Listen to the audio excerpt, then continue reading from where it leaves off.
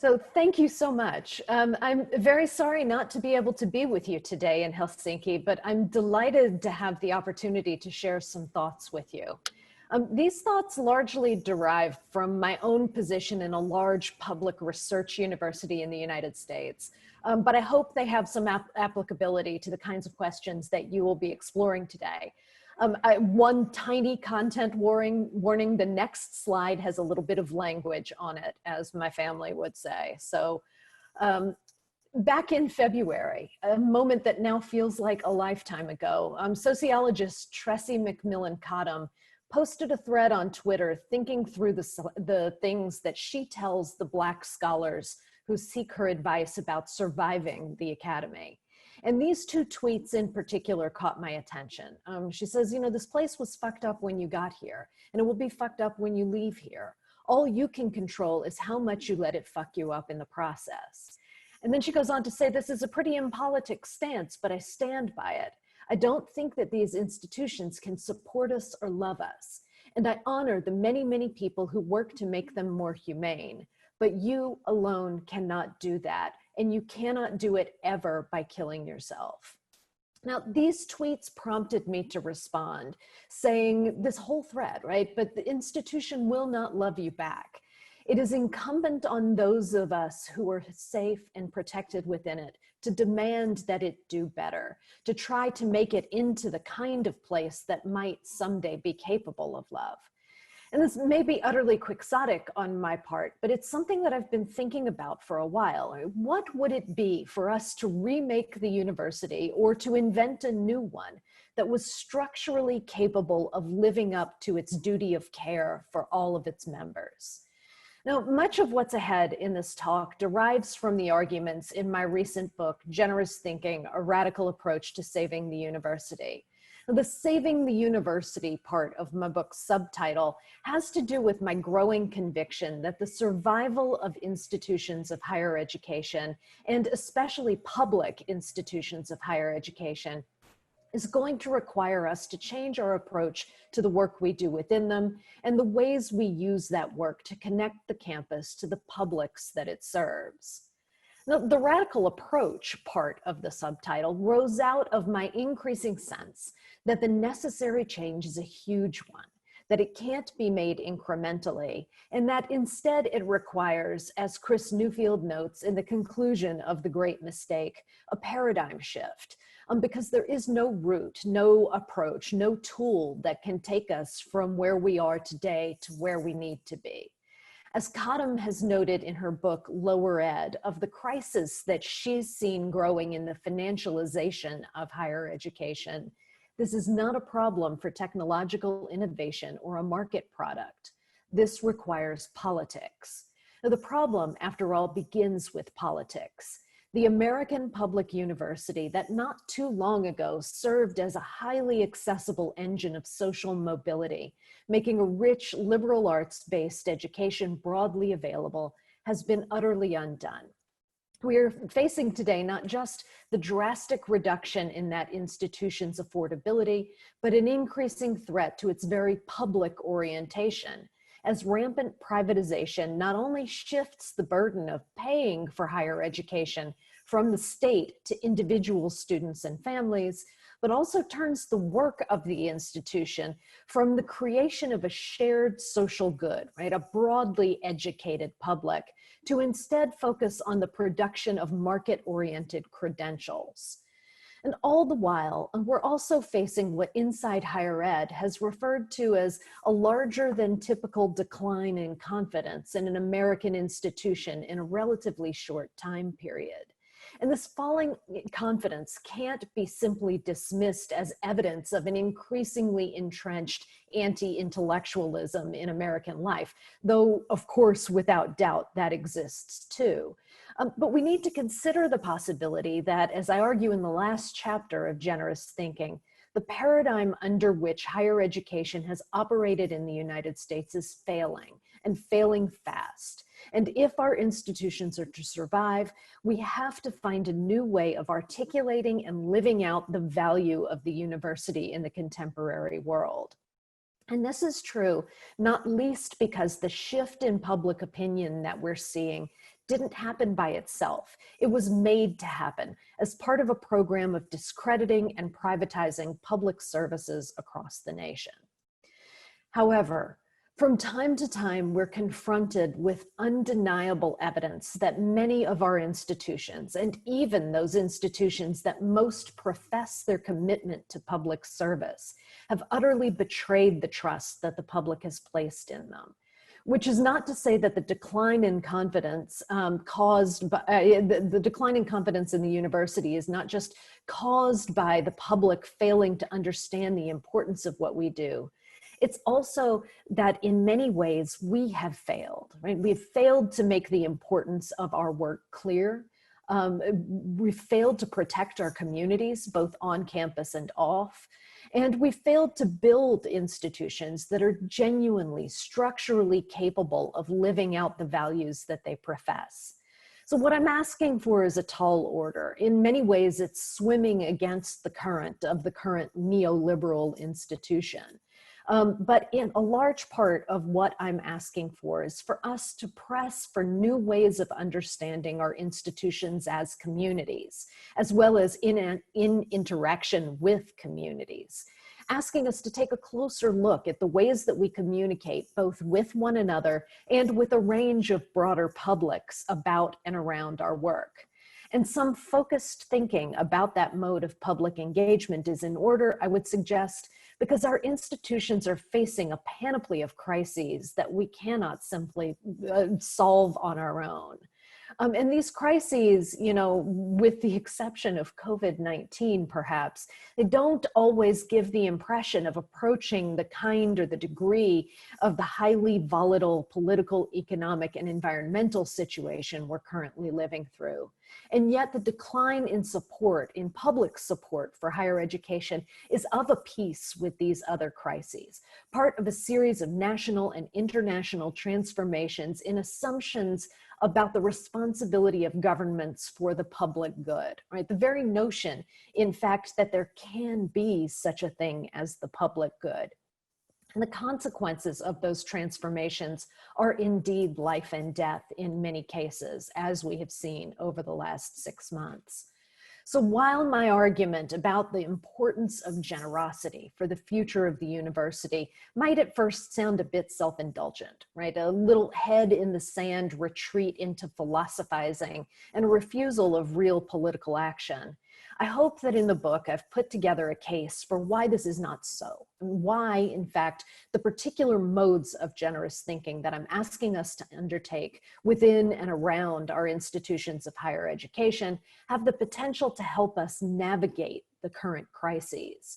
I mean, many of our fields, after all, are already focused on pressing public issues, and many of us are already working in publicly engaged ways. But we need to generalize that engagement and to think about ways that it might, if permitted, transform our institutions and the ways that we work within them.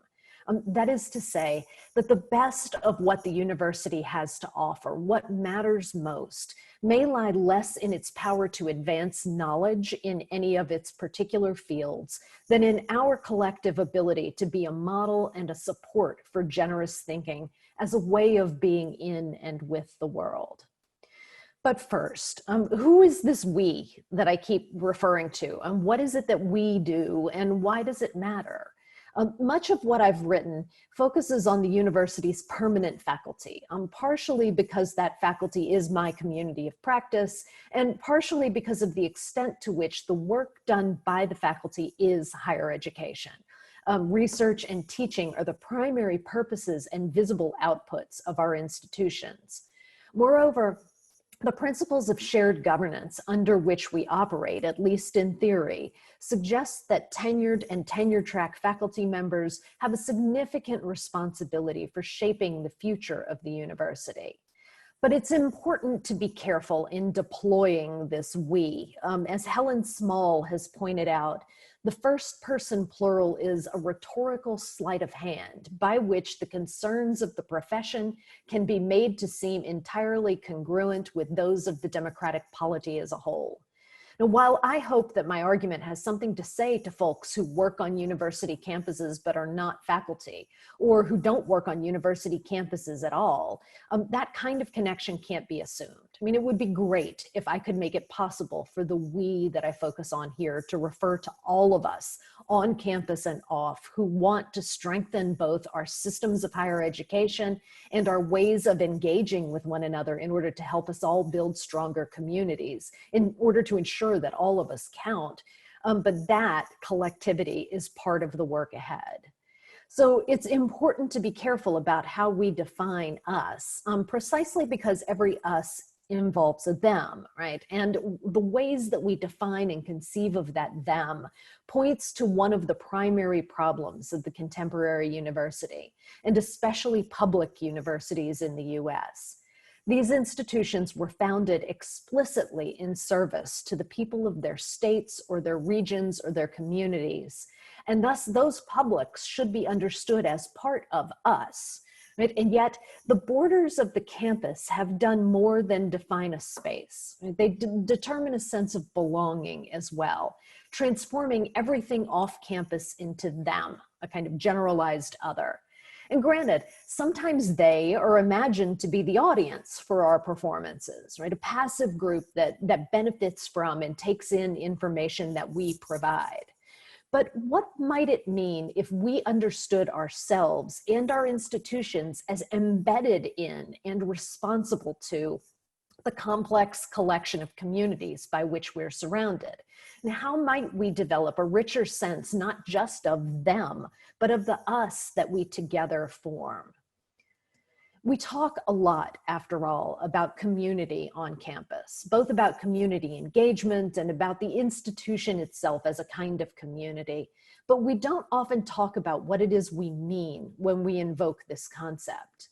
Now, Miranda Joseph explores the ways in which community gets mythologized, romanticized, and so comes to serve what she describes as a supplementary role with respect to capitalism, sort of filling its gaps and smoothing over its flaws in ways that allow neoliberalism to function without real opposition.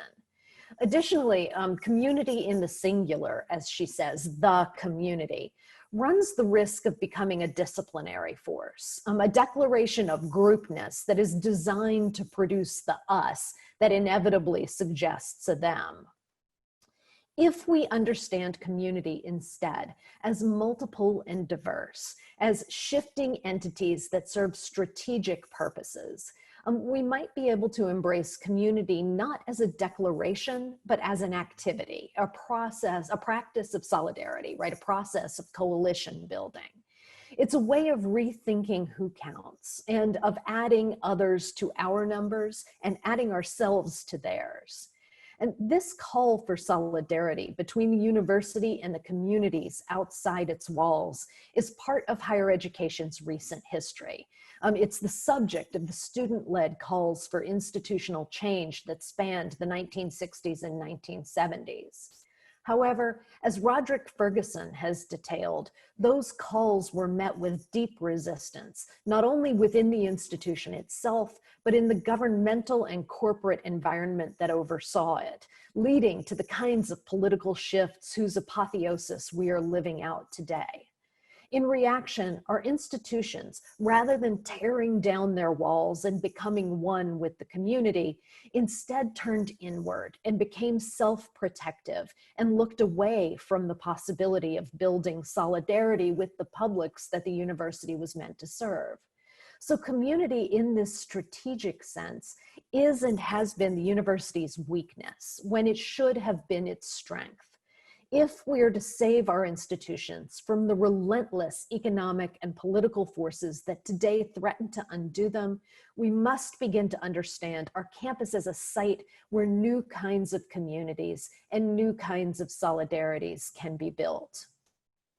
However, in building those relationships, we have to contend with the fact that what faculty members actually do on our campuses is often a mystery, and indeed a site of profound misunderstanding for people outside the academic profession, and even at times for one another on campus. One of the key areas, I think, of misunderstanding, and one that needs the greatest opening up, is the fundamental purpose of higher education. Public figures such as politicians increasingly discuss colleges and universities as sites of workforce preparation, making it seem as if the provision of career-enhancing credentials were the sole purpose for which our institutions exist, and as if everything else that they do that does not lead directly to economic growth were a misappropriation of funds. Now, those of us who work on campus, by and large, understand our institutions not as credentialing agencies, but as sites of broad-based education, a liberal education in the original sense of the term. Of course, that term, liberal education, so natural to those of us who've been steeped in it, has itself become profoundly politicized, as if the liberal aspect of higher education were not its breadth, but its leftward ideological bent. And so we see, for instance, the state of Colorado beginning the process of stripping this term out of official university documents. But even where the concept of liberal education isn't imagined to be some kind of cover for a revolution we're fomenting on campus, there's a widespread misconception about it that's almost worse. It is a mode of education in which we waste taxpayer resources by developing, disseminating, and filling our students' heads with useless knowledge that will not lead to a productive career path. And nowhere is this misconception more focused than on the arts and the humanities. Now, the portrait that I'm about to sketch of the humanities today could be extended to any other area within the curriculum. For instance, the sciences focus on basic science, right, or science without direct industry applicability, is often imagined to be just as frivolous. But the humanities, the study of literature, history, art, philosophy, and other forms of culture are in certain ways both the core and the limit case of the liberal arts. The humanities cultivate an inquisitive mindset, they teach key skills of reading and interpretation, and they focus on writing in ways that can prepare a student to learn absolutely anything else over the course of their lives. And yet, they are the fields around which no end of hilarious jokes about what a student might actually do with that degree have been constructed. I mean, the answer, of course, is absolutely anything. As a report from the American Academy of Arts and Sciences makes clear, not only do humanities majors wind up gainfully employed, but they also wind up happy in their career choices. But I digress. The key thing to note is that the humanities serve as a bellwether of sorts. And what's been happening to them is now happening to higher education in general, if a little more slowly. So while I'm focused here on the kinds of arguments that are being made about the humanities in our culture today, it doesn't take too much of a stretch to imagine them being made about sociology or about physics or about any other field on campus that isn't named after a specific well-paying corporate career. The humanities, in any case, have long been lauded as providing students with a rich set of interpretive, critical, and ethical skills with which they can engage the world around them. These skills are increasingly necessary in today's hyper-mediated, globalized, conflict-filled world. And yet many humanities departments find themselves increasingly marginalized within their own institutions. And this marginalization is related, if not directly attributable, to the degree to which students, parents, administrators, trustees, politicians, the media, and the public at large have been led in a self-reinforcing cycle to believe that the skills that these fields provide are useless in the current economic environment. So someone particularly visible makes a publicly disparaging remark about all those English majors working at Starbucks. Commentators reinforce the sense that humanities majors are worth less than pre-professional degrees. Parents strongly encourage their students to turn toward more pragmatic fields that seem somehow to describe a job. Administrators note a decline in humanities majors and cut budgets and positions. The jobs crisis for humanities PhDs worsens. Someone particularly visible makes a publicly disparaging remark about what all of those adjunct instructors were planning on doing with that humanities PhD anyhow, and the whole thing intensifies. In many institutions, this draining away of majors and faculty and resources has reduced the humanities to a means of ensuring that students who are studying to become engineers and bankers are reminded of the human ends of their work. Now, this is not a terrible thing in and of itself, but it's not a sufficient ground on which humanities fields can do their best work for the institution or for the world. And while this kind of cyclical crisis has not manifested itself to anything like the same extent in the sciences, there are early indications that it may be spreading in that direction. Where once the world at large seemed to understand, at least mostly, that scientific research and the kinds of study that support it are crucial to the general advancement of knowledge, recent shifts in policies and priorities suggest a growing scrutiny of that work's economic rather than educational impact, as well as a growing restriction on research areas that have been heavily politicized. So the humanities, again, may well be the canary in the higher education coal mine. And for that reason, it's crucial that we pay attention to what's happened in those fields, and particularly to the things that haven't worked as the humanities have tried to remedy the situation. Now, one of the key things that hasn't worked is the impassioned plea on behalf of humanities fields, right? A welter of defenses of the humanities from both inside and outside the academy have been published in recent years, each of which has seemed slightly more defensive than the last, and none of which have had the desired effect.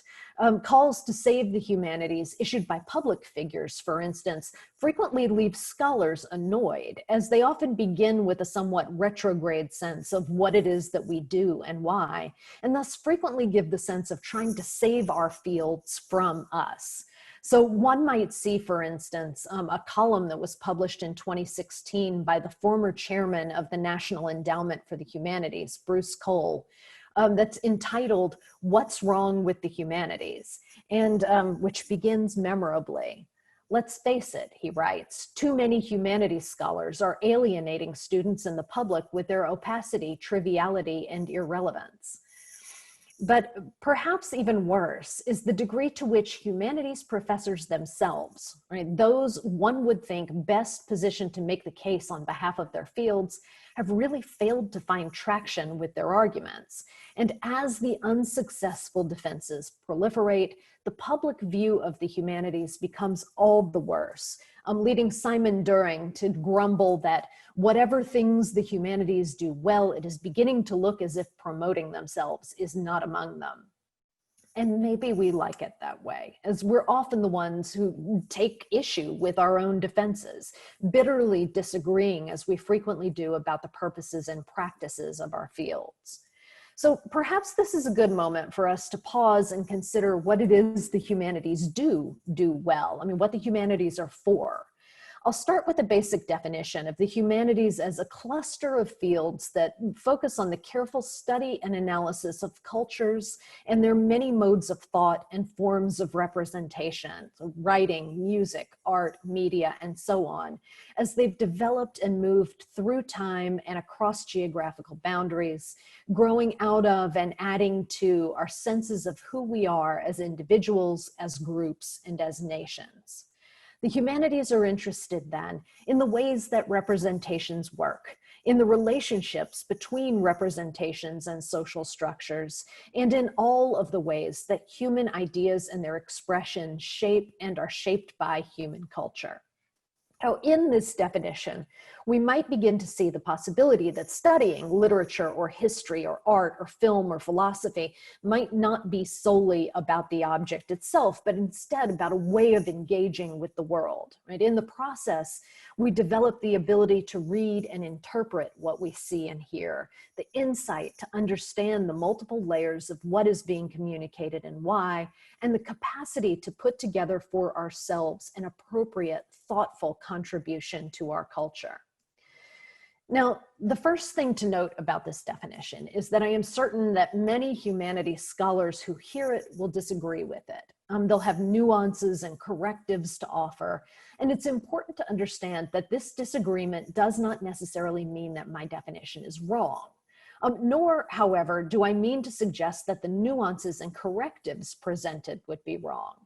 Rather, that form of disagreement is at the heart of how we do what we do. I mean, we hear one another's interpretations, whether of texts or of performances or of historical events, and we push back against them. We advance work in our field through disagreement and revision. But this agonistic approach is both a strength of the humanities and by extension of the university in general, and its Achilles heel, a thought to which I'll return shortly. For the moment, though, back to Simon During and his sense that the humanities are terrible at self-promotion. During's complaint, which he levied at the essays included in Peter Brooks and Hilary Jewett's volume, The Humanities and Public Life, is largely that in the act of self-defense, humanities scholars leave behind doing what they do and instead turn to sermonizing, that's his word, about the value of what they do. He argues that part of the problem is the assumption that the humanities as we practice them ought to have a public life in the first place. He winds up suggesting that we should continue to ensure that there is sufficient state support for the humanities so that students who do not already occupy a position of financial comfort can study our fields, but that we should not stretch beyond that point by arguing for the public importance of studying the humanities because that importance is primarily overwhelmingly private. Now, this sense that education in the humanities is of primarily private value is increasingly in today's popular discourse extended to higher education in general. The purpose, we're told, of a college degree is some form of personal enrichment, whether financial or otherwise, rather than a social good. And this privatization of higher education's benefits, part of the general privatization that Chris Newfield has described as the Academy's great mistake, has been accompanied by a related shift in costs from the state to individual families and students, resulting in the downward spiral in funding and other forms of public support in which our institutions and our fields are caught, as well as the astronomically increasing debt load faced by students and their families. As long as a university education is assumed to have a predominantly personal rather than social benefit, it will be argued that making such an education possible is a private rather than a public responsibility. And that mindset will of necessity lead to the devaluation of fields whose benefits are less immediately tangible, less material, less individual. If we are to correct course, if we are to restore public support for our institutions and our fields, we must find ways to make clear the public goals that our fields have and the public good that our institutions serve. But what is that public good? We don't always do a terribly good job of articulating these things, of describing what we do and arguing on behalf of the values that sustain our work. And that may be in part because it's hard to express our values without recourse to what sometimes feel to us like politically regressive, universalizing master narratives about the nature of the good that have long been used as means of solidifying and perpetuating the social order with all its injustices and exclusions. And so instead of stating clearly and passionately the ethics and the values and the goals that we bring to our work, we critique. Right? We protect ourselves with what Lisa Ruddick has described as the game of academic cool. In order to avoid appearing naive or worse, complicit, we complicate, right? We argue, we read against the grain. Now, one of the things that happens when we engage in this mode of critique is that we get accused of having primarily ideological ends. This is how our universities come to be accused of brainwashing their students, filling their heads with leftist rejections of the basic goodness of the dominant Western culture. Now, on campus, we know that's not true, right? Our classes in American history and in English literature may strive to teach the full range of that history and that literature. but Western culture is far from being marginalized in the curriculum. And in fact, even our most critical reading practices turn out to be perfectly compatible with the contemporary political landscape. In fact, in the larger project, I argue that our critiques of contemporary culture surface not just despite, but because of the conservative-leaning systems and structures in which the university as a whole, and each of us as a result, is mired. Our tendency to read against the grain is part of our makeup precisely because of the ways that we ourselves are subject to politics, rather than being able to stand outside and neutrally analyze the political. The politics that we are subject to, one that structures all institutions in the contemporary United States, and perhaps especially universities, makes inevitable the critical, the negative, the rejection of everything that's gone before. It's a politics that's structured around competition, and what historian Winfried Fluck has referred to as the race for individual distinction. Now, however much we might reject individualism as part and parcel of the neoliberal mainstream, our working lives on campus and off are overdetermined by it. The entire academic enterprise serves to cultivate individualism, in fact. From college admissions through the entirety of our careers, those of us on campus are subject to selection. And these processes present themselves as meritocratic, right? There are some metrics for quality against which we are measured, and the best, whatever that might mean in a given context, are rewarded. In actual practice, however, our metrics are never neutral. And what we are measured against is far more often than not one another. We are in constant competition for positions, for resources, for acclaim. And the drive to compete that this mode of being instills in us can't ever be fully contained by these specific processes, right? It bleeds out into all areas of the ways that we work, even when we're working together. Hence, the danger of our agonistic modes of work. Too often, that agon is turned on one another, discrediting competing theories rather than building on one another's work. And this competitive individualism contradicts and, in fact, undermines all of the most important communal aspects of life within our institutions of higher education. But our principles of shared governance, for instance, are built on the notion that universities best operate as collectives, in which all members contribute to their direction and functioning.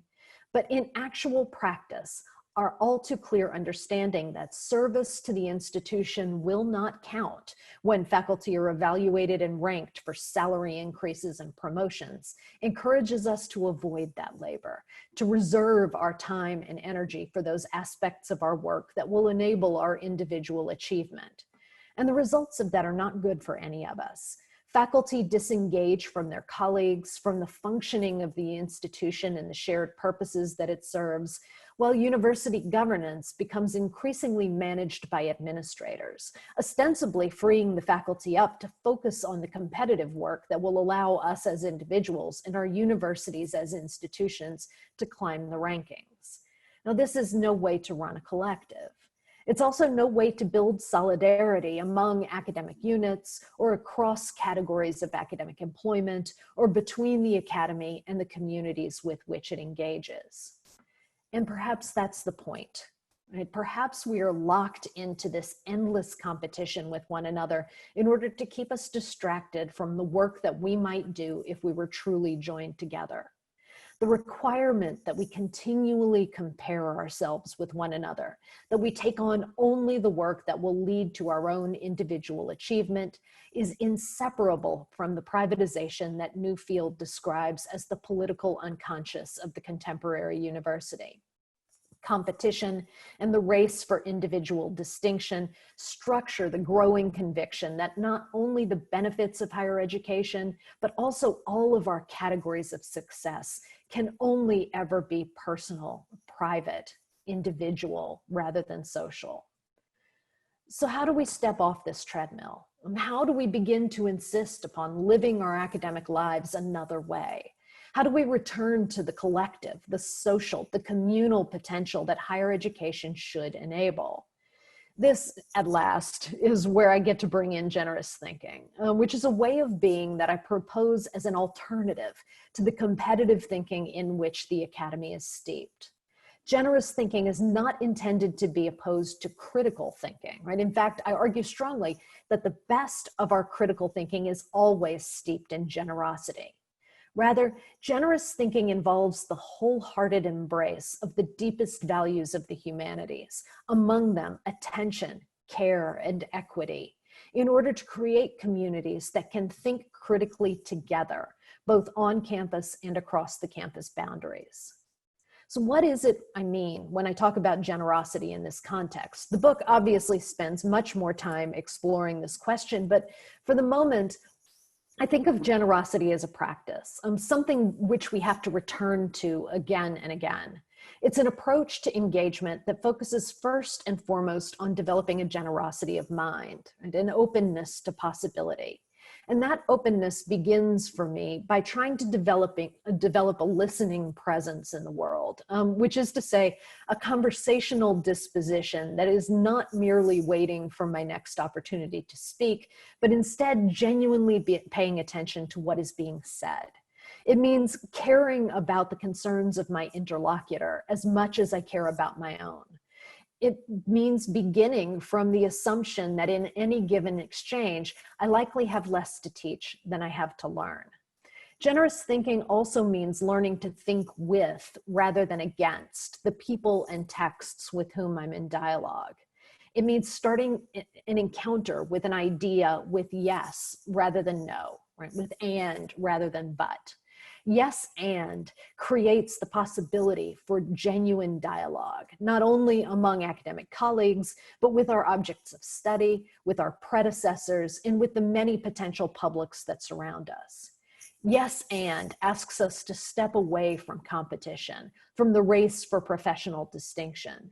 And when we allow ourselves to linger in that yes and, we create the possibility of working together to build something entirely new. And it's through working together that we can begin to build the kinds of connections with the publics that might help turn the tide on the declining esteem that our institutions and higher education in general are held in. This mode of generous thinking is already instantiated in a wide range of projects that focus on fostering public engagement in and through the work done in colleges and universities. Collaborations with the public can work to create a sense of collective ownership of and investment in the university, making the institution's relevance to contemporary communities abundantly clear. But this mode of working in public also asks a lot of us. It asks us to stop disseminating our work solely in the venues that give us the greatest chance at the forms of individual prestige for which we're rewarded, and instead to start looking for ways to make our work a gift to the world. It asks us to accept the risk involved in writing for audiences with whom we're less familiar than we are with our colleagues, finding ways to draw them into our concerns and to acquaint ourselves with theirs. It asks us not just to bring our knowledge to those audiences, but to open space for them to become interlocutors, right? To bring us their own knowledge in response. It takes a lot of work, scary, difficult, failure-filled work, to allow ourselves to become open to this kind of engagement. And we're prone as scholars to focus on conversations with those we already know well and in forms we already know how to do well. And there are times when our attempts to address public audiences go badly. I mean, it's possible that Simon During is onto something here when he notes that humanities professors in the act of public professing turn away from doing what they do and instead towards sermonizing about our field's value. But the problem isn't assuming that there's a public value in what they do, because there is a public value in it. It's in the mode of sermonizing that we find the problem, right? Too much professional public address takes the form or the tone of the edifying lecture, right? Instructing the less privileged on better ways of being. If, contra During, we do believe that there is a public value to the work of the humanities, we must find ways to engage the public as equals without sermonizing. We have to prepare for and accept the vulnerability involved in doing away with the hierarchy of teacher and learner, and find ways instead to engage in open-ended, multi-directional, generous conversation. In that conversation lies the possibility of building solidarity with the concerns of the publics that we hope to reach, as well as the possibility of encouraging understanding of our own concerns. In that conversation lies the possibility of creating another mode of being for the 21st century university and those who care about it, as well as the possibility of developing a new understanding of how expertise is structured and how it functions. In that conversation lies the possibility of a higher education whose ends are social rather than individual, aimed at community building rather than personal achievement. In all of these conversations, in which we engage with perspectives other than our own, in which we value the productions and manifestations of our diverse culture, in which we encounter the other in all its irreducible otherness, lie the best of what the humanities can bring to the university and the university to the world. Thank you again.